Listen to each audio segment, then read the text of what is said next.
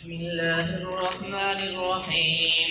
اللهم صل وسلم وبارك على سيدنا محمد وعلى آله وأصحابه كما تحب وترضى عدد ما تحب وترضى. باب قول الله تعالى: ونضع الموازين القسط ليوم القيامة وأن أعمال بني آدم وقولهم يوزن. وقال مجاهد: القسطاس العدل بالرومية، ويقال القسط مصدر المقسط وهو العادل، وأما القاسط وهو الجائر. بالسند المتصل منا إلى أمير المؤمنين في الحديث محمد بن إسماعيل البخاري رحمه الله تعالى قال: حدثنا أحمد بن إشكاب قال حدثنا محمد بن فضيل عن عمارة بن القعقاع عن أبي زرعة عن أبي هريرة رضي الله تعالى عنه وعنهم قال: قال النبي صلى الله عليه وسلم: كلمتان حبيبتان إلى الرحمن خفيفتان على اللسان ثقيلتان في الميزان، سبحان الله وبحمده سبحان الله العظيم. الحمد للہ وحدہ والصلاة والسلام علی من لا نبی بعد اما بعد۔ چونکہ وقت کافی گزر چکا اور ابھی شاہین ختم نبوت حضرت مولانا اللہ وسعہ صاحب زیدہ مجدہ حضرت مولانا مفتی کفایت اللہ صاحب وہ بھی دور دراز کا سفر کر کے تشریف لائے ہوئے ہیں، اور حضرت شیخ الحدیث مولانا زکریا صاحب رحمۃ اللہ علیہ کے خلیفہ مجاز اور معتمد علیہ حضرت پیر طریقت حضرت مولانا عزیز الرحمن صاحب ہزاروی وہ بھی تشریف لائے ہوئے ہیں۔ ان حضرات کے بیانات بھی ہوں گے، تو میں کوشش کروں گا کہ 10-15 منٹوں میں ایک دو باتیں آپ کی خدمت میں عرض کر کے اپنی بات کو ختم کروں۔ ایک بات تو یہ آپ کی خدمت میں عرض کرتا ہوں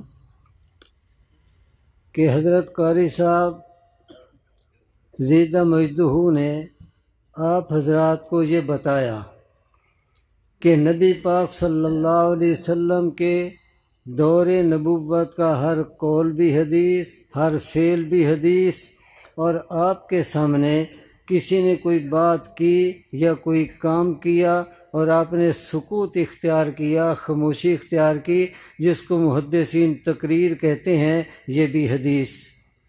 اسی طرح نبی کریم صلی اللہ علیہ وسلم کے احوال کا بیان وہ بھی حدیث۔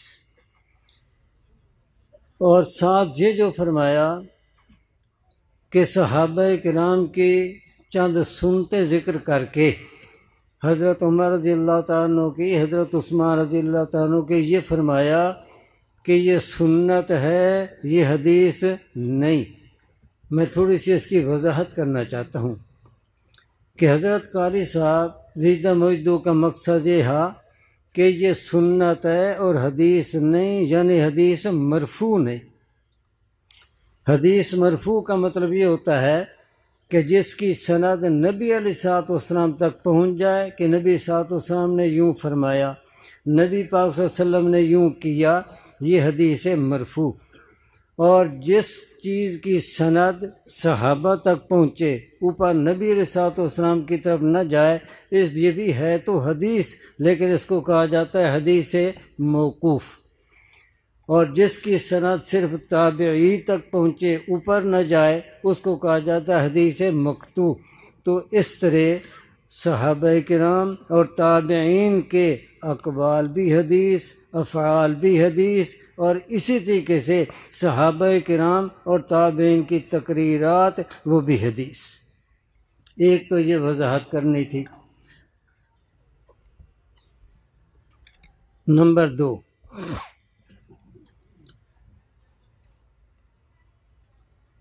یہاں پر جو سند پڑھی گئی، محدثین حضرات کا کام یہ ہے الفاظ حدیث کو پوری سند کے ساتھ محفوظ کرنا۔ جیسے یہاں پر سند پڑھی گئی، امام بخاری رحمۃ اللہ علیہ کے استاد ہیں احمد بن اشکاب، ان کے استاد ہیں محمد بن فضیل، ان کے استاد ہیں عمارہ بن قعقاع، ان کے استاد ابو زرع، ان کے استاد ابو ہریرہ، اور حضرت ابو ہریرہ کہتے ہیں نبی صاحب نے یوں فرمایا۔ یہ سند کیا چیز ہے؟ یہ راویوں کا سلسلہ، اس کو کہا جاتا ہے سند۔ یاد رکھیے، یہ اس حدیث کے حدیث ہونے کا ثبوت ہے۔ امام بخاری رحمۃ اللہ علیہ سے اگر کوئی پوچھے کہ کلماتان حبیبتان، یہاں سے نبی صاحب کا فرمان شروع ہوتا ہے اور یہ حدیث ہے، تو اس کے حدیث ہونے کا اور نبی پاک صلی اللہ علیہ وسلم کے فرمان ہونے کا ثبوت کیا ہے؟ تو اس کا ثبوت یہ ہے کہ امام بخاری رحمۃ اللہ علیہ فرماتے ہیں کہ یہ حدیث ہمارے سامنے بیان کی ہمارے استاد احمد بن اشکاب نے، اور ان کے سامنے یہ حدیث بیان کی ان کے استاد محمد بن فضیل نے، اور محمد بن فضیل رحمہ اللہ ان کو یہ حدیث حاصل ہوئی عمارہ بن قعقاع رحمہ اللہ سے، ان کو یہ حدیث حاصل ہوئی ابو زرع سے، ابو زرع سے نے یہ حدیث حاصل کی حضرت ابو ہریرہ سے، اور حضرت ابو ہریرہ رضی اللہ تعالیٰ عنہ نے نبی کریم صلی اللہ علیہ وسلم سے براہ راست خود سنا کہ نبی علیہ السلام نے فرمایا کلمتان حبیبتان۔ تو یہ سند اس حدیث کے حدیث ہونے کا اور فرمان نبوت کا یا نبی اسلام کے قول فعل کے سچے ہونے کا یہ ایک ثبوت ہے۔ اور جیسے قرآن کریم کا محفوظ ہونا یہ ایک معجزہ ہے، اسی طریقے سے نبی کریم صلی اللہ علیہ وسلم کی ہر حدیث کا پوری سند کے ساتھ محفوظ ہونا یہ بھی نبی علیہ السلام کا معجزہ ہے۔ ورنہ حضرت عیسیٰ علیہ السلام کے اقوال کتابوں میں لکھے ہیں، موسیٰ علیہ السلام کے اقوال بھی کتابوں میں لکھے، دیگر انبیاء کے اقوال بھی کتابوں کے اندر لکھے، لیکن کہا جائے بے ان کا کوئی ثبوت پیش کرو، کوئی ثبوت پیش نہیں کیا جا سکتا۔ لیکن نبی علیہ السلام کے ہر قول اور ہر فعل کا یہ سند ثبوت ہے، اس سند کے ساتھ ثابت کیا جا سکتا ہے کہ واقعی یہ نبی السلام کا فرمان ہے اور نبی علیہ السلام کا یہ عمل ہے۔ تیسری بات کہ محدثین حضرات نے الفاظ حدیث کی حفاظت کی اس طرح پوری سند کے ساتھ، اور ان حدیثوں کے اندر جو سنت ہے، جن حدیثوں پر عمل کرنا ہے، تو اس عمل کی تحقیق کی فقہائے کرام نے، جیسے حضرت قاری صاحب فرما رہے تھے، الفاظ حدیث کے لحاظ سے حدیث کی خدمت انجام دی محدثین نے، اور عمل بالحدیث کے اعتبار سے کہ کن حدیثوں پر عمل ہونا ہے، کن پر عمل نہیں ہونا، کن حدیثوں میں سنت کی شان ہے اور کن حدیثوں میں سنت والی شان نہیں ہے، یہ خدمت انجام دی فقہائے کرام نے۔ اب دونوں حضرات کی خدمت کا نتیجہ کیا، ثمرہ کیا کہ محدثین حضرات الفاظ حدیث کے ساتھ، الفاظ حدیث پوری سند کے ساتھ جو بیان کرتے ہیں، تو انہوں نے بھی نبی علیہ السلام کے ساتھ ہماری نسبت جوڑ دی، ہمارے نبی علیہ السلام کے ساتھ تعلق جوڑ دیا۔ اب دیکھو امام بخاری رحمۃ اللہ علیہ فرماتے ہیں کہ یہ حدیث ہمارے سامنے بیان کی احمد بن اشکاب نے، وہ کہتے ہیں کہ ہمارے سامنے حدیث بیان کی محمد بن فضیل نے، ان کو یہ حدیث حاصل ہوئی عمارہ بن قعقاع سے، عمارہ بن قعقاع کو یہ حدیث حاصل ہوئی ابو زرع سے، اور ابو زرع کو یہ حدیث حاصل ہوئی حضرت ابو ہریرہ سے۔ حضرت ابو ہریرہ فرماتے ہیں قال النبی، ابو ہریرہ کہتے ہیں نبی پاک صلی اللہ علیہ وسلم نے یوں فرمایا۔ تو اس محدث نے پوری سند کے ساتھ جو حدیث بیان کی تو ہماری نسبت کن کے ساتھ جوڑی؟ اونچی آواز سے، نبی علیہ السلام کے ساتھ۔ کن کے ساتھ؟ ذرا بولو تو صحیح۔ نبی پاک صلی اللہ علیہ وسلم کے ساتھ نسبت جوڑ دی کہ حضرت ابو ہریرہ فرماتے ہیں قال النبی، نبی علیہ السلام نے یوں فرمایا۔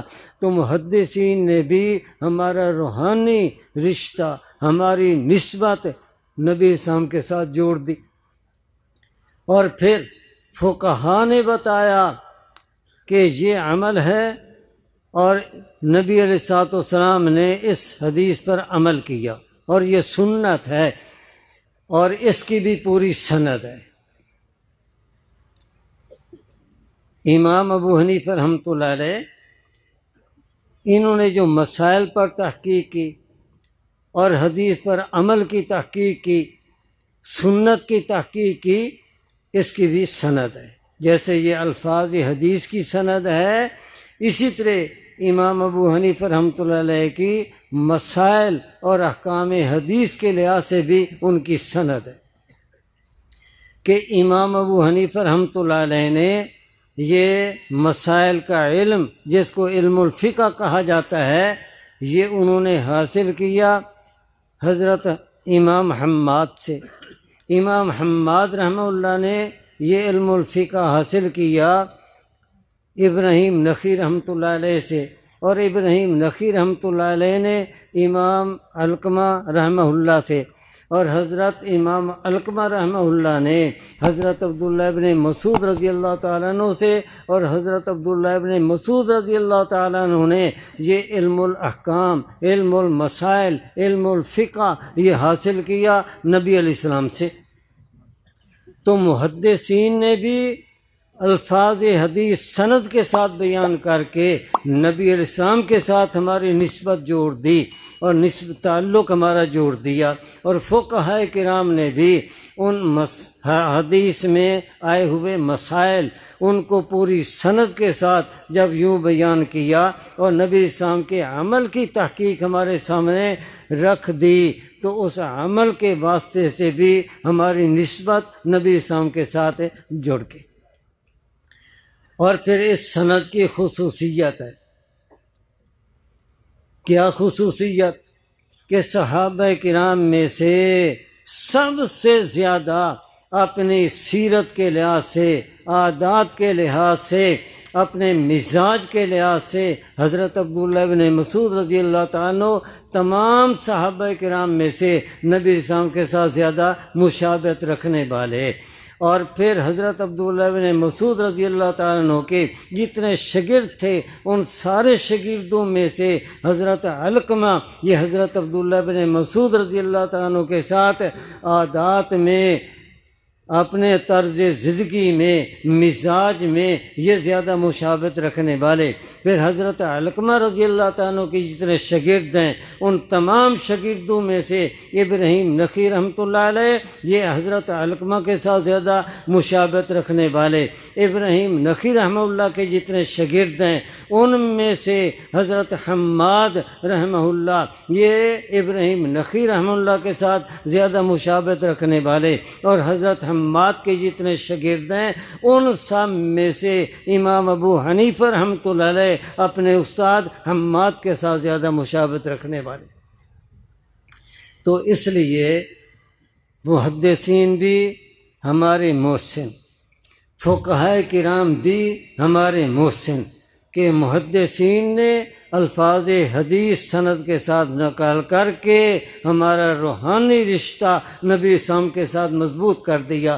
فقہا نے عمل کی تحقیق کر کے، سنت کی تحقیق کر کے انہوں نے بھی نبی اسلام کے ساتھ ہمارا رشتہ اور نسبت مضبوط کر دی۔ اور جب نبی اسلام کے ساتھ نسبت جڑ جائے گی تو پھر آگے اللہ کے ساتھ بھی نسبت جڑ جائے گی کہ اللہ کے ساتھ تعلق پیدا کرنا، اللہ کے ساتھ مضبوط محبت اور تعلق اور معرفت، اس کا ذریعہ اور اس کا واسطہ نبی کریم صلی اللہ علیہ وسلم ہے۔ وآخر دعوانا ان الحمد للہ رب العالمین۔ تحاوی شریف بھی پڑھ لیں گے۔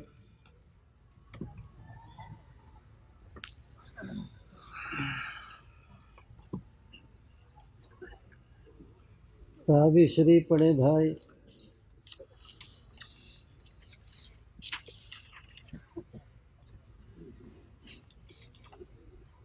بسم اللہ الرحمن الرحیم، اللہم صلی وسلم وبارک علی سیدنا محمد وعلی آلہ واصحابہ کما تحب وترضى عدد ما تحب وترضى، بالسند المتصل منا إلى الإمام أبي جعفر أحمد بن محمد الأزدي الطحاوي رحمة الله عليه قال حدثنا علي بن شيبة قال حدثنا يزيد بن هارون قال أخبرنا سفيان الثوري عن عبد الرحمن بن الأصبهاني رحمة الله عليه عن مجاهد عن عروة عن عائشة رضي الله عنها وعنهم أن مولا للنبي صلى الله عليه وسلم وقع في نخلة فمات، فقال النبي صلى الله عليه وسلم انظروا هل له وارث؟ قالوا لا. قال أعطوا ما له بعض القرابة، فقد يجوز أن يكون النبي صلى الله عليه وسلم أراد بذلك قرابة الميت فأراد أن يجعله صلة منه لهم، والله أعلم. تمت وبالخير عمت۔ امام طحاوی رحمۃ اللہ علیہ کی یہ کتاب، جس کا اصل نام ہے شرح معانی الآثار، اور طحاوی شریف کے نام سے یہ کتاب مشہور ہے۔ الحمدللہ باب علوم کو اللہ پاک نے جہاں اور خوبیوں سے، خصوصیات سے نوازا ہے، اللہ تعالیٰ کا لاکھ لاکھ شکر ہے کہ ایک خصوصیت یہ ہے کہ باب علوم میں طحاوی شریف کی 2 جلدیں ہیں، اور یہ مکمل طحاوی شریف یہاں پڑھائی جاتی ہے۔ ہند و پاک میں کہیں پر بھی طحاوی شریف یوں مکمل نہیں پڑھائی جاتی۔ استاد جی رحمۃ اللہ علیہ کی سرپرستی میں 8 دفعہ تو میں نے پڑھائی، پھر استاد جی رحمۃ اللہ علیہ کے جدا ہو جانے کے بعد میرے پاس جب استاد جی رحمۃ اللہ علیہ کے اسباق منتقل ہوئے تو پھر 2 استادوں کے یہ سپرد ہوئی۔ جلد اول پڑھاتے ہیں ہمارے مولانا محمد شفیق صاحب، اور جلد ثانی مولانا محمد عمران صاحب، اور دونوں ہی ماشاءاللہ باب علوم کے فضلاء ہیں۔ اس طرح طحاوی شریف مکمل پڑھائی جاتی ہے۔ اور طحاوی شریف کے بارے میں مختصر ایک بات عرض کرتا ہوں۔ حدیثیں تو دونوں طرح کی ہیں، بعض حدیثیں ایسی ہیں جن پر عمل ہوتا ہے، اور بعض حدیثیں ایسی ہیں کہ جن پر عمل نہیں ہوتا۔ اب جو حدیثیں معمول بے ہیں، پتہ کیسے چلے گا کہ یہ حدیثیں معمول بے ہیں، ان پر عمل ہونا ہے، ان کے اندر سنت کی شان ہے، سنت کا نور ہے، اس کے مطابق عمل ہوگا، پتہ کیسے چلے گا؟ تو امام ابو حنیفہ رحمۃ اللہ علیہ نے سب سے پہلے ایک اصول اپنایا کہ حدیث پر عمل کرنے نہ کرنے کا فیصلہ صحابہ کرام اور کبار تابعین کے ذریعہ سے کیا جائے، کہ صحابہ کرام کو دیکھا جائے، تابعین کو دیکھا جائے کہ جن حدیثوں پر وہ عمل کرتے ہیں وہ معمول بے اور وہ سنت، اور جن پر صحابہ کرام اور تابعین عمل نہیں کرتے وہ معلوم ہوتا ہے کہ سنت نہیں ہے، وہ صرف حدیث ہے، وہ سنت نہیں، ان کے اوپر عمل نہیں ہوگا۔ یہ سب سے پہلے امام ابو حنیفہ رحمۃ اللہ علیہ نے اصول اپنایا تحقیق عمل کے لیے اور تحقیق سنت کے لیے۔ یہی وجہ ہے کہ آثار صحابہ اور آثار تابعین، اس کے جتنے امام ابو حنیفہ رحمۃ اللہ علیہ حافظ ہیں پوری دنیا کے اندر اتنا کوئی اور بڑا حافظ نہیں۔ امام بخاری رحمۃ اللہ علیہ بھی اتنے حافظ نہیں ہیں آثار صحابہ آثار تابعین کے، اس لیے کہ امام ابو حنیفہ رحمۃ اللہ علیہ کا موضوع یہی تھا، یہ تحقیق کرنا کہ کون سی حدیث سنت ہیں، کون سی حدیث معمول بے ہیں اور کون سی ہیں جو غیر معمول بے ہیں، اور ان کا پتہ آثار صحابہ آثار تابعین سے چلتا ہے۔ اللہ کروڑوں اربوں رحمتیں نازل کرے امام طحاوی رحمۃ اللہ علیہ پر کہ انہوں نے امام ابو حنیفہ رحمۃ اللہ علیہ کے اسی اصول کو اپناتے ہوئے اپنی کتاب میں حدیثیں دونوں طرح کی نقل کیں، جو معمول بے ہیں وہ بھی نقل کیں، جو غیر معمول بے ہیں وہ بھی نقل کیں، اور پھر آگے فیصلہ معمول بے ہونے کا کیسے کیا، وہ صحابہ کرام کے اقوال، افعال، فتاوی، آثار، ان کے ذریعے سے فیصلہ کیا۔